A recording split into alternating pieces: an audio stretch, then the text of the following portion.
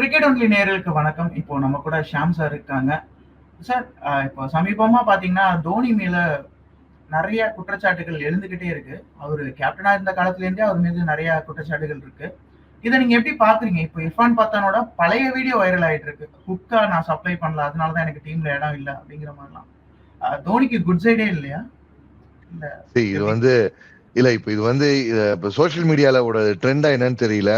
நல்லா இருக்கிறத விட நல்லா இருக்கிறத கெட்டதா ப்ரொஜெக்ட் பண்ணி அது மூலமா அந்த ஒரு என்கேஜ்மெண்ட் ஃபார்மிங்கோ இல்ல அது மூலமா அந்த ரேஜ் பைட் மூலமா போறதுதான் வந்து இப்போ நிறைய வந்து ட்ரெண்ட் ஆயிட்டு இருக்கு. இப்போ சமீப காலமா இந்த 2015க்கு மேல நம்ம சோசியல் மீடியா ட்ரெண்டை பார்த்தோம்னா பாசிட்டிவா பேசி பாசிட்டிவா இருந்து பாசிட்டிவா கிளிக் ஆன விஷயத்தை விட நெகட்டிவா வந்து நெகட்டிவ் இமேஜ் நெகட்டிவ் பப்ளிசிட்டிக்கு எடுத்து அது மூலமா போறது வந்து அதிகமா இருக்கு. அது விஷயமா இருந்தாலும் சரி பர்சனல் இருந்தாலும் சரி. எனக்கு தெரிஞ்சு வந்து இப்ப இந்த குட் சைட் ஆஃப் தோனி இல்லையா அப்படின்னு சொல்லி ஒரு கேள்வி கேக்குறீங்க. எல்லா மனுஷனுக்குமே வந்து குட் பேட்னு அந்த ஒரு சைட் இருக்கும். அது நமக்கு வந்து பிரச்சனையே கிடையாது. But what he brought to the table, அவரோட தனிப்பட்ட வாழ்க்கையை நம்ம போய் சொல்றதுக்கு யாருக்குமே உரிமையே கிடையாது. தோனி அவர்களுடைய தனிப்பட்ட வாழ்க்கை கமெண்ட் பண்ண இர்ஃபான் பதான் கூட ரைட்ஸே கிடையாது. ஆனா பொது வெளியில அவரு ஒரு ஒரு ஒரு ஒரு டீமோட கேப்டனா இருக்கும்போது, அதுவும் இந்தியா மாதிரி ஒரு டீமை 3 ஃபார்மேட்டை லீட் பண்ணி அந்த 3 ஃபார்மேட்லயும் வந்து உனக்கு இங்க வந்து ஐசிசி டிராஃபி குறைஞ்ச காலத்துல ஜெயிச்ச ஒரே கேப்டன், பல உயரத்துக்கு இந்தியன் கிரிக்கெட்டோட நெக்ஸ்ட் எவல்யூஷன் கொண்டு போன ஒரு ஒரு ஒரு ஐகான். டெண்டுல்கருக்கு அடுத்து அந்த லார்ஜர் தன் லைஃப் ஐகானே கிடையாதா அப்படின்னு ஒரு ஒரு கிரிக்கெட் இருந்த போது அது சட்டம் குறைவில்லாத ஒரு டெமிகாட் ஸ்டேட்டஸ் இன்னைக்கு வச்சிருக்க ஆளுதான் வந்து MS தோனி. இப்ப அந்த இடத்துக்கு அப்புறம் தான் உங்களுக்கு வந்து இப்ப இருக்க விராட்டோ இல்ல ரோஹித்தோ சொல்லலாம். பட் இன்னும் அவங்க அந்த ஸ்டேச்சர் இல்ல. கபில் தேவ் இருந்தாரு, கபில் தேவுக்கு அடுத்து டெண்டுல்கர் வராரு. இப்ப டெண்டுல்கருக்கு அடுத்தது அடுத்த ஒரு மவுண்ட் எவரெஸ்ட தோனி தான் இருக்காரு. தோனியோட அந்த உயரத்தை கோலியோ ரோஹித்தோ இன்னும் தொட கூட இல்லை. In terms of fan following, in terms of like இதுவும் சரி. அப்படி இருக்கிறச்ச இது வந்து சும்மா ஒரு என்கேஜ்மெண்ட் ஃபார்மிங், அந்த ஒரு ரேஜ் பைட்டிங் சொல்ல அந்த மாதிரி தான் பாக்குற மாதிரி தான் இருக்கு. இதை கரெக்டா வந்து சொல்லணும்னா பரத் சுந்தரேசன் அவர் வந்து ஒரு புக் எழுதியிருக்காரு, தோனி எஃபெக்ட்னு ஒரு புக். அந்த புக்கை படிச்சா என்ன மாதிரி விஷயத்த அவர் வந்து எம்பசைஸ் பண்ணிட்டு வந்திருக்காரு அப்படின்னு சொல்லலாம். ஒரு லோக்கல் டீம், அவரோட லோக்கல் டீம் கூட மேட்ச் ஆடுறாங்க. மேட்ச் ஆடும்போது அவங்க டிராவல் பண்றாங்க. தோனி அப்போ 3 ஃபார்மேட் ஆடி பல சாதனைகள் பண்ண ஒரு பிளேயர். அவரு அவங்க டீமுக்காக ஆட போறாரு. அவங்க இந்த மாதிரி ட்ரெயின்ல டிராவல் பண்றாங்க. ட்ரெயின்ல கூட டிராவல் பண்ணிட்டு போறாரு. எனக்குன்னு தனியா வந்து ஜெட் விமானம் வரணும், இல்ல நான் வந்து நீங்களாம் முன்னாடி போங்க நான் பின்னாடி வரேன், அந்த மாதிரிலாம் வரவே இல்லை. இப்போவும் இன்னமும் வந்து தோனியோட வந்து ஒரு உயிருக்கு வந்து ஒரு த்ரெட் இருக்கு, ஒரு வந்து பயம் இருக்கு, ஒரு செக்யூரிட்டி இருக்குன்னு எல்லாம் சொல்லிட்டு தான் இருக்காங்க. பட் இன்னமும் அவர் என்ன பண்ணிட்டு இருக்காரு, தன்னோட அந்த ஒரு யமஹா RX 100ல வச்சுக்கிட்டோ இல்ல ஏதோ ஃபேவரட் பைக் சுத்தி தான் போயிட்டு தான் வந்துட்டு இருக்காரு. எல்லா பிளேயர்ஸும் வந்து இப்ப என்ன பண்ணுவாங்க, பழைய ஃபார்மர் பிளேயர்ஸ்ல என்ன பண்ணுவாங்க, இப்போ இந்தியா ஒரு மேட்ச் தோத்துருச்சுன்னா உடனே எல்லாம் ஒரு ஒப்பீனியன் கொடுப்பாங்க, இல்ல ஏதாவது ஒரு கமெண்ட்டை கொடுப்பாங்க, இல்ல ஏதாச்சும் வந்து ஒரு சோசியல் மீடியா தாங்க. இவ்வளவு சோசியல் மீடியா இருந்தும் நொடிக்கு நொடி செகண்டுக்கு செகண்ட் நம்ம என்ன பண்ணலாம் ட்ராக் பண்ணலாம் இருக்கிற அந்த சோசியல் மீடியாலும் கூட எனக்கு இதெல்லாம் தேவையில்லைப்பா, நான் இந்த போதுமான அளவு வெளிச்சத்தை பார்த்தேன்.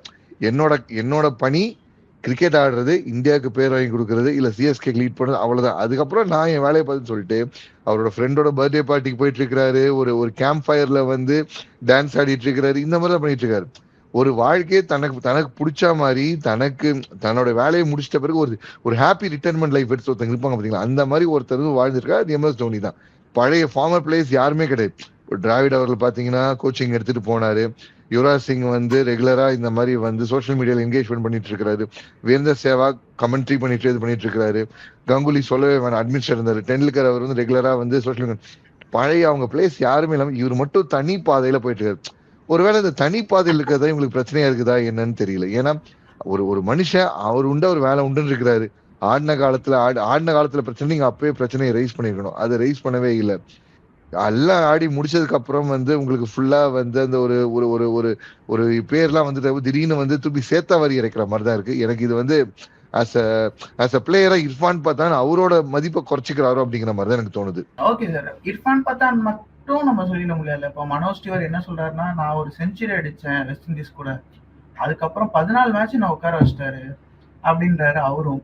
பட் ஆனா அவரை ஒரு டீமுக்குள்ள அப்போ கொண்டு வரும்போது ரொம்ப முயற்சி பண்ணதுமே தோனி தான் அப்படின்லாம் நிறைய தகவல்கள் வந்து சொல்லப்பட்டு. சந்தோஷ், நீங்க வந்து மனோஜ் திவாரிய சொல்றீங்க. பட் ஆனா மனோஜ் திவாரி மாதிரியே மணிஷ் பாண்டே இதே மாதிரி ஒரு 100 அடிச்சாரு, அதுக்கப்புறம் காம்பினேஷன்ல கிடைக்கல. ஏன் நம்ம தமிழ்நாட்டை சேர்ந்த முரளி விஜய்க்கு வந்து டெஸ்ட்ல சான்ஸ் நிறைய கிடைச்சது, ஓடியில பெருசா சான்ஸ் கிடைக்கல. பத்ரிநாத்துக்கு அதே மாதிரிதான். இந்தியன் டீமுங்கிறது உங்களுக்கு கிட்டத்தட்ட அந்த ஒரு 100 கோடி அப்படிங்கிற அந்த ஒரு பாப்புலேஷன்ல இருந்து சாம்பிள் சைஸா எப்படி இருக்கிறது கண்டுபிடிக்காம அந்த டீமுக்கு ஆடுற ஒரு 14 பேர் எடுக்கிறது தான். ஸோ அந்த செலெக்ஷன் ப்ராசஸோ அந்த ஒரு ஸ்கவுட்டிங் ப்ராசஸோ பயங்கர விதமா போயிட்டு இருக்கும். அப்படி இருக்கிறச்ச உங்களுக்கு வந்து ஒண்ணு நீங்க எக்ஸ்ட்ராடனரி டேலண்டா இருக்கணும்.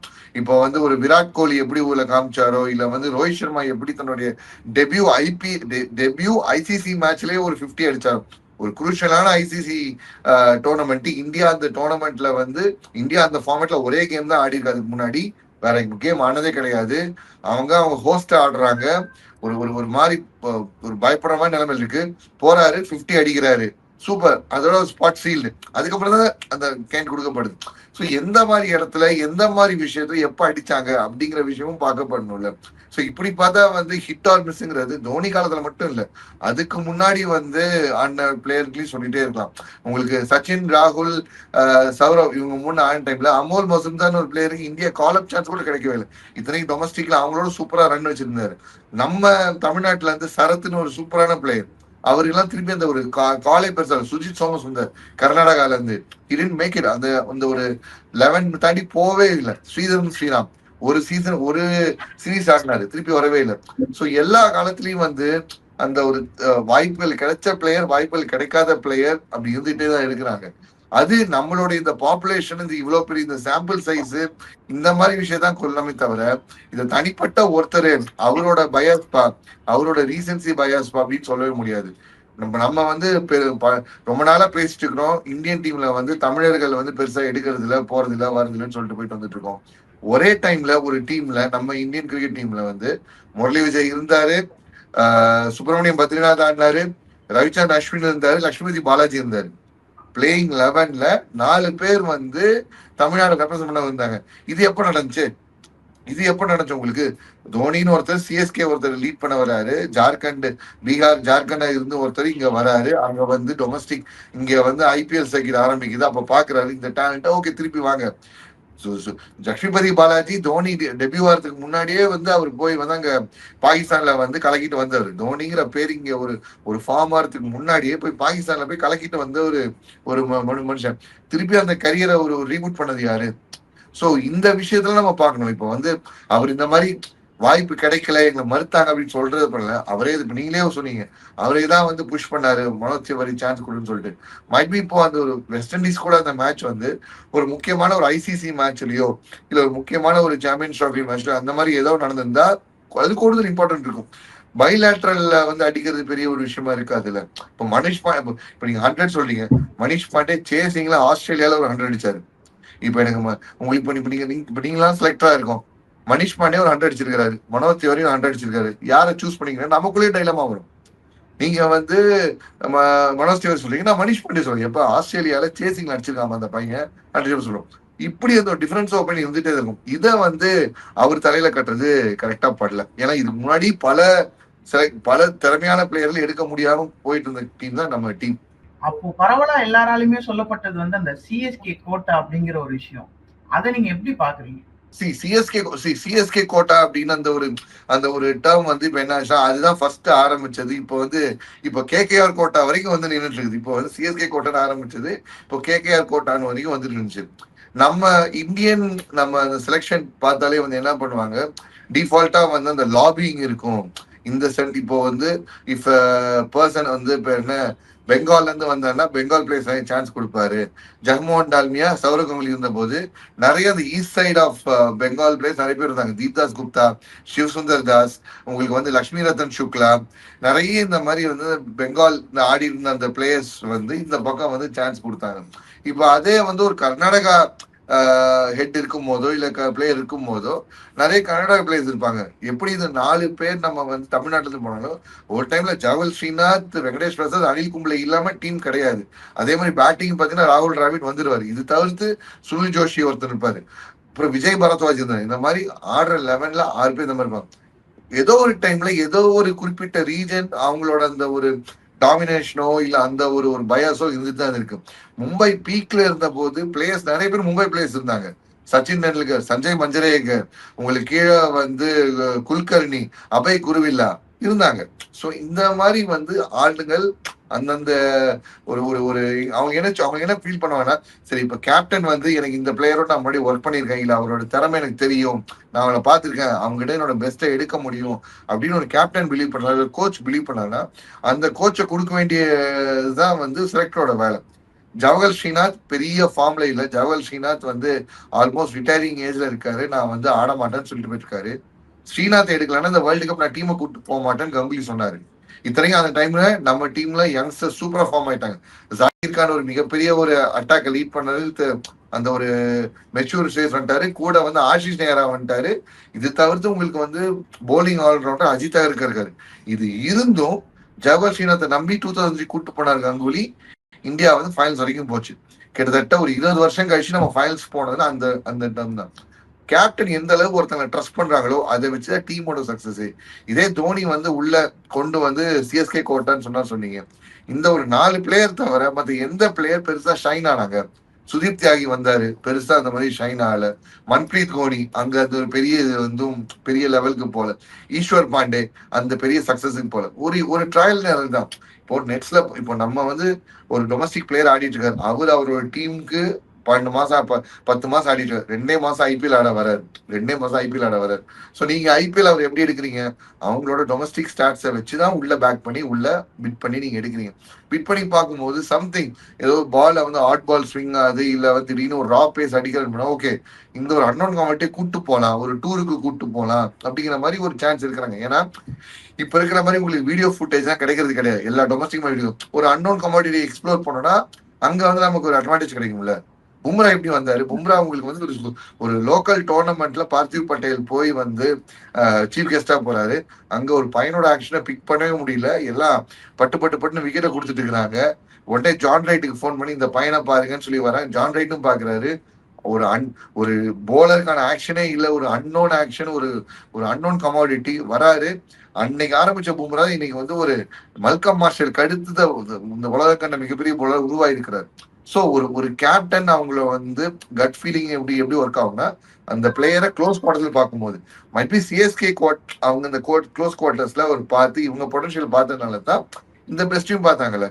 இப்போ முரளி விஜய் ஓவர்சீஸ்ல வந்து கலக்குன ஒரு ஓபனர். நம்ம கடந்த ஒரு 20 வருஷத்துல ஒரு இந்தியன் டீம் எடுத்தோம்னா ஓவர்சீஸ்ல போய் கலக்குன ஒரு பிளேயர் யாருன்னா முரளி விஜய். அதுல மாற்று கருத்தே கிடையாது. ரவிச்சந்திரன் அஸ்வின் இவரை பத்தி நம்ம பேசணும் அவசியமே கிடையாது. Modern day goat. 107 test, 500 wicket. ஒரு மேட்சுக்கு ஒரு டெஸ்ட்டுக்கு 5 விக்கெட் ஆவரேஜா எடுத்து தள்ளிடுறாரு. இந்த மாதிரி ஒரு ஆட்களை கண்டெடுத்த கிரெடிட்ல தோனி தானே கொடுக்கணும். நீங்க சிஎஸ்கே கோட்டான்னு சொல்ற அதே அப்ப இதுக்கு கொடுத்தன்னு சொன்னோம். இப்போ எடுத்திருக்காங்க ஆயுஷ் மாத்திரே, ஊர்வில் பட்டேல், இந்த மாதிரி ஆடுறாங்க. பிருத்திவி ஷாவே திருப்பி வந்து ஆடுறன்னு ஒரு சான்ஸ் கிடையாது.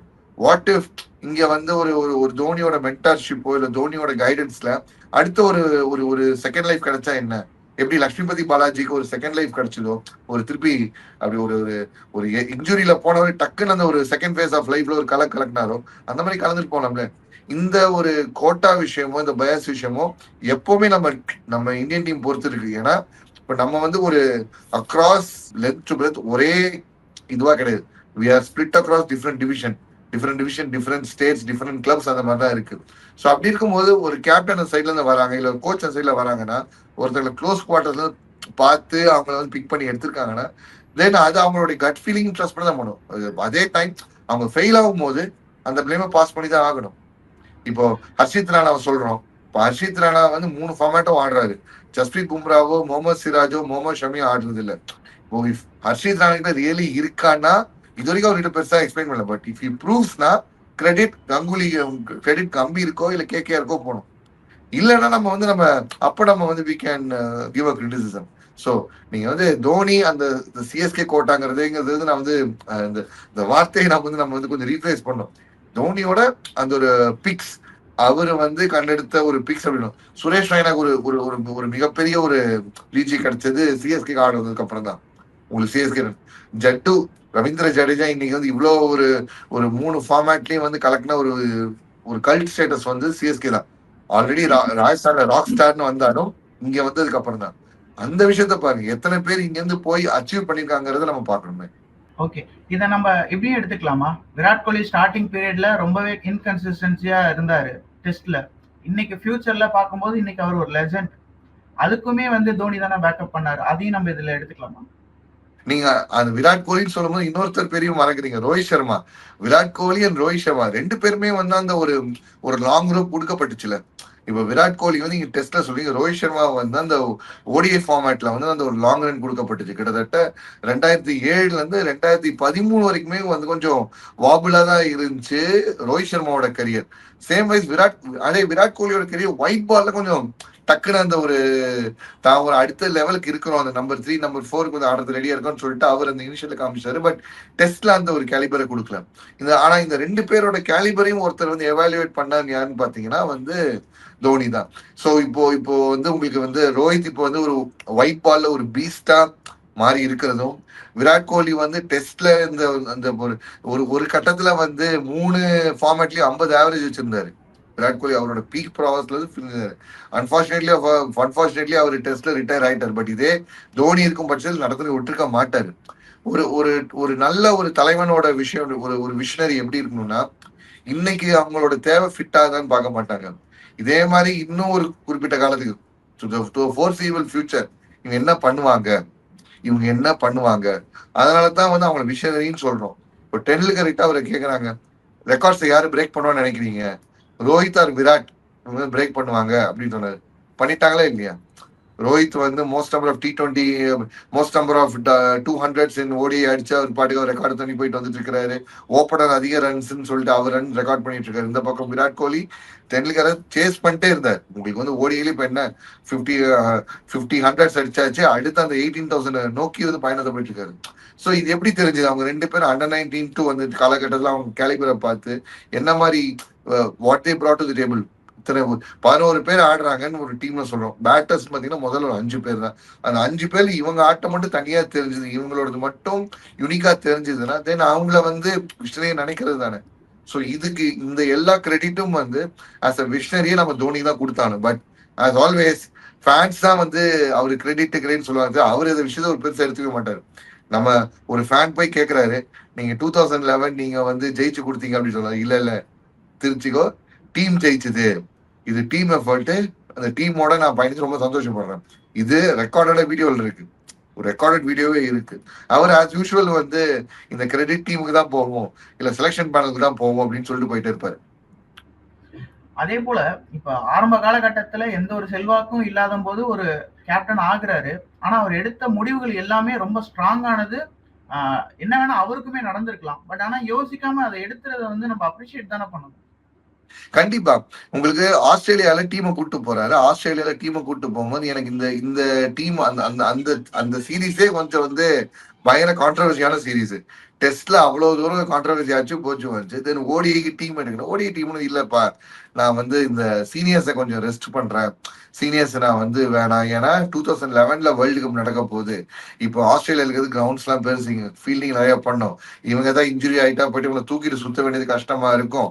நான் வந்து எங்களோட ஜூனியர்ஸை நான் வந்து உள்ள கொண்டு வரேன் அப்படின்னு சொல்லி ஜூனியர்ஸை பேங்க் பண்ணி உள்ள கொண்டு போறாரு. கம்பீர் உள்ள ஆடுறாரு. தென் வந்து ரோஹித் சர்மா உள்ள கீழே டவுன் ஆர்டர்ல உங்களுக்கு ஆடுறாரு. சுரேஷ் ரெய்னா ஆடுறாரு. உங்களுக்கு அந்த அந்த சிபிசிஸ் ஆடுறாங்க. சொன்ன மாதிரி அந்த யங்ஸ்டர்ஸை வச்சு அங்க சீரீஸும் ஜெயிச்சு வந்துட்டாரு. ஒரு கட் ஃபீலிங் எந்த மாதிரி ஒர்க் ஆகுதுன்னா, இப்போ வந்து கரெக்ட் அவங்க எல்லாமே லெஜெண்ட்ஸ் ஆஃப் த கேம் தான். உங்களுக்கு சௌரவ் கங்குலியோ, ராகுல் டிராவிடோ, விவிஎஸ் லக்ஷ்மணோ லெஜெண்ட்ஸ் ஆஃப் தி கேம் தான், நம்ம எதுவுமே சொல்ல வரல. ஆனா கேமுங்கிறது நீங்க அவங்க ஆடி பழகின காலத்துக்கு தாண்டி அடுத்த லெவல் இவால்வ் ஆயிட்டு இருக்கு.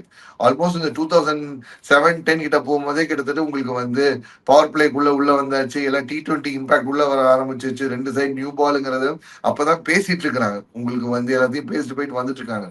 நாட் ஹிட்டிங், பவர் ஹிட்டிங் மட்டும் இல்ல, குயிக்கா வந்து சிங்கிள்ஸ் கன்வெர்ட் போகணும்னு போயிட்டு இருக்காங்க. ஸோ அப்படி இருக்கச்ச இந்த ஏஜிங் பீப்புள், உங்களுக்கு ராகுல் டிராவிட் நல்ல ஃபார்ம்ல தான் இருந்தார். ராகுல் டிராவிட் திருப்பிலாம் வந்து நிறைய ஓடியெல்லாம் ஆடி போனாங்க. கங்குலியோ லக்ஷ்மண் அந்த கால் அவுட் கூட கிடையாது. லக்ஷ்மண் அந்த ஒரு ரேடார்ல கூட கிடையாது. ஸோ அப்படி இருக்கும்போது என்ன பண்ணாரு, இல்ல நாங்க வந்து ராபின் உத்தப்பா இருக்கிறாரு, இல்ல இந்த மாதிரி வந்து ரோஹித் சர்மா இருக்காரு, இந்த மாதிரி இறக்கி நாங்க போறோம்னு சொல்லி ஒரு ட்ரஸ்ட் பண்ணி எடுக்கிறாரு. ஃபெயிலியர் ஆயிருந்தா எல்லா மீடியாவும் கிழிச்சு தொங்க விட்டுருப்பாங்க. ஆனா எது வேணாலும் நான் பாத்துக்கிறேன், என் கரியரே பிரச்சனை ஆனாலும் ப்ராப்ளம் இல்லை, நான் இதைத்தான் நம்பி போறேன், ஜெயிச்சு காட்டினதுக்கு அப்புறம் வேற எதுவுமே ரெஸ்பான்ஸ் தேவையில்லை. திருப்பி அதே மாதிரி ஒரு முடிவை வந்து 2011-12 எடுக்கிறாரு. அது 2013 நம்ம ஜெயிக்கிறதுக்கு ஒரு அடித்தளமா அமையுது. உங்களுக்கு சாம்பியன்ஸ் ட்ராஃபி ஜெயிக்கிறதுக்கு ஒரு அடித்தளமா அமையுது. ஸோ இப்போ நிறைய டீம் பாத்தீங்கன்னா இந்த ஒரு டிரான்சிஷன் ஃபேஸ்ல வந்து நிறைய வந்து அந்த ஒரு உதவாங்க. நல்ல எக்ஸாம்பிள் நான் வந்து ஸ்ரீலங்காவை சொல்லுவேன். அட் அ டைம்ல 3 லெஜெண்ட்ஸ் ரிட்டையர் ஆனாங்க. திலகரத்ன தில்ஷான், மஹேலா ஜெயவர்தனா, குமார் சாங்கரன் 3 பேர் ரிட்டையர் ஆனாங்க. இன்னைக்கு ஸ்ரீலங்கா வந்து ஜிம்பாவே கூட ஸ்பேரிங் போட்டு உங்களுக்கு ஆடிட்டு இருக்கு. சாம்பியன்ஸ் ட்ராஃபி அவங்க ஆடல.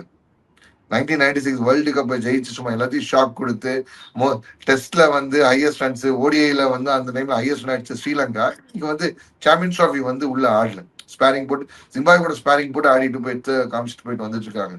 ஸோ இந்த மாதிரி இங்க ஆயிடக்கூடாது. இல்ல இந்த இப்போ ஆஸ்திரேலியா பாத்தீங்கன்னா ஹோம்லயே வந்து அவங்க தோத்துட்டு இருக்காங்க. ஏன்னா வார்னர் போயிட்டாரு. கரண்ட் வேர்ல்ட் சாம்பியன்ஸ் அவங்க தான். பட் டாப் 10ல ஒரு பேட்டரும் போலரும் அவங்க கிடையாது. ஹோம்லயே அவங்க இப்போ இந்த சீரீஸ் வந்து ஒரு எமர்ஜிங் சவுத் ஆப்பிரிக்கிட்ட தோத்துருக்காங்க உங்களுக்கு வந்து ஆஸ்திரேலியா. ஸோ டிரான்சிஷன் ஃபேஸ்ல ஏதாவது டீம் அந்த ஃபிளக்ஸ்ல மாட்டும் போது அப்படியே அவங்களோட குவாலிட்டி டவுன் ட்ரான் ஆகும். அது ஆகக்கூடாதுங்கிறத நம்ம இந்த இந்த ஒரு விஷயங்கிறது நடக்கிறதுக்கு முன்னாடி யோசிச்சு இல்ல இந்த இப்போ இந்த ஆளை உள்ள கொண்டு தான் கரெக்டா இருக்கும், இப்போ இந்த ஆட்களை உள்ள கொண்டு தான் கரெக்டா இருக்கும்னு பண்ணதுதான் வந்து தோனியோட மாஸ்டர் ஸ்ட்ரோக். அண்ட் அந்த மாஸ்டர் ஸ்ட்ரோக் தான் இப்போ வரைக்கும் கண்டினியூ ஆகுதுன்னு நினைக்கிறேன். இப்போ நம்ம வந்து சொல்றோம் கில் எப்படிப்பா லீட் பண்ணுவாரு, நம்மளே பேசுறோம், நம்ம ஒயிட் வாஷ் ஆகாம வந்தா போதும் அப்படிங்கிற மாதிரிலாம் பேசுறோம். பட் அவங்க டிரான்சிஷன் இத்தனை நாளா அந்த டிரான்சிஷன் பேஸ்ல அவங்க ப்ரிப்பேர் பண்ணி வச்சிருந்தாங்க. சோதரி இப்போ அவங்க போயிட்டதுக்கு அப்புறம் ஃபில் ஆகி கரெக்டா இருக்கு. ஸோ இதுக்கு எல்லாம் ஆரம்பிச்ச அந்த விதை வந்து அங்க போட்டதுதான். அங்க இந்த சீனியர்ஸே பேக் பண்ணி இருந்தா ஒண்ணும் இல்ல, எப்படி 2023 நம்ம ஹோம்ல ஒரு வேர்ல்டு கப் தோத்தோமோ அந்த மாதிரி மைப்பி 2017 நம்ம வேர்ல்டு கப் லாஸ் ஆன மாதிரி திருப்பி ஒரு லாஸை கூட ஹோம்ல ஆயிடலாம். சொல்லியிருக்க முடியாது. உங்களுக்கு வந்து ஹோம்ல வேர்ல்டு கப் எப்படி அவங்க பிரச்சனை ஹேண்டில் பண்ணியிருப்பாங்க, எப்படி அவங்க கேமை மாத்திருப்பாங்க, இன்ஜுரி இருந்திருப்பாங்க, எதுவுமே நமக்கு தெரியாது. கொஞ்சம் mix of experience and youth தான் அந்த வேர்ல்டு கப் ஜெயிக்க ஆன மாதிரி. ஸோ இந்த கிரெடிட் நம்ம தோனி தானே கொடுத்தானோ. இவ்வளவு நேரம் உங்களுடைய கருத்துக்களை பகிர்ந்ததுக்கு மிக்க நன்றி. நன்றி சந்தோஷ். கண்டிப்பா இன்னொரு சந்திப்போம்.